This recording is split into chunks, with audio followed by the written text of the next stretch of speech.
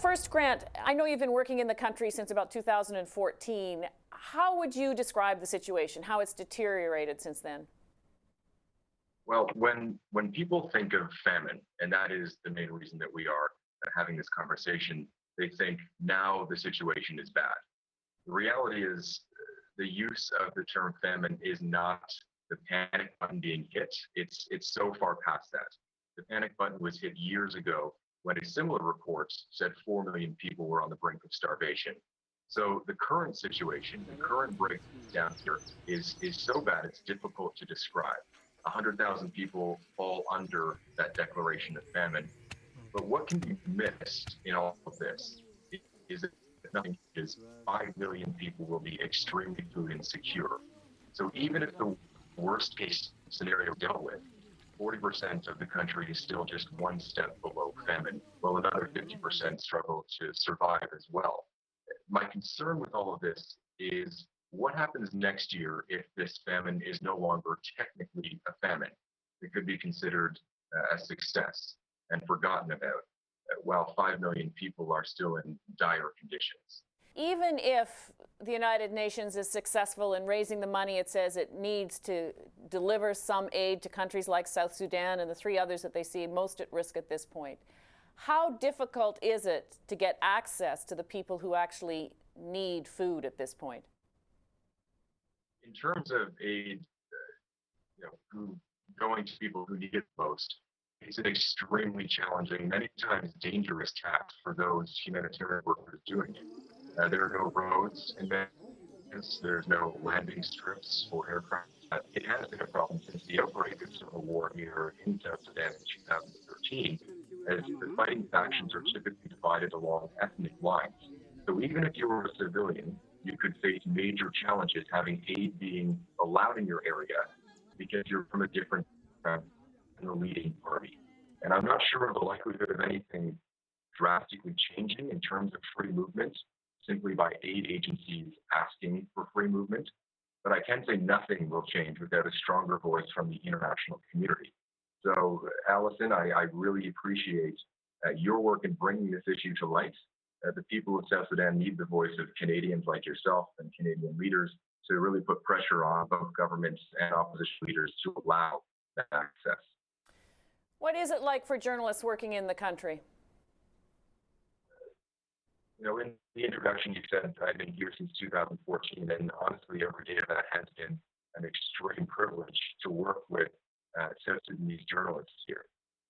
There's so much courage, there's so much talent amongst the journalists, and I would argue that journalists over the past couple of years have gained more technical skills.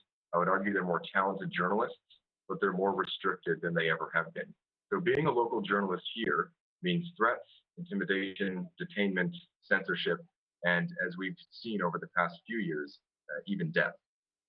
Grant, thank you very much for taking this time with us. Thank you, Alison. Emmanuel Tombe is the in-country director in South Sudan for Journalists for Human Rights. Emmanuel, how would you describe the situation in your country now?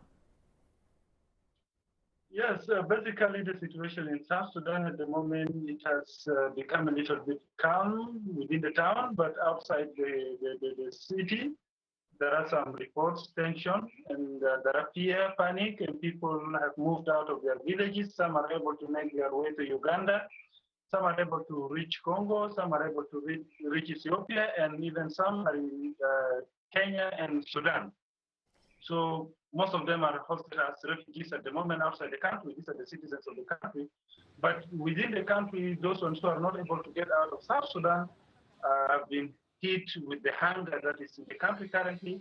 And even a few weeks ago, I think we had a report from one of the Catholic radio stations saying that 2 people died of hunger in eastern Equatorial State, which is an indication that is a little bit alarming if people can die just because they are not able to get their daily food on the table, at least the minimum that they can get so that they make them survive, then it is a serious thing that is happening.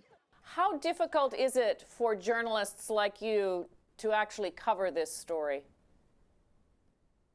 It takes a lot of courage. of course, being mentioned earlier, maybe. It takes a lot of courage for journalists here to work hard and make sure that they cover the story, despite the fact that there are a lot of threats, there are a lot of intimidation. Sometimes some journalists may censor themselves from reporting. Emmanuel, have you been threatened? Several times. Several times. What do you worry about now for your country most?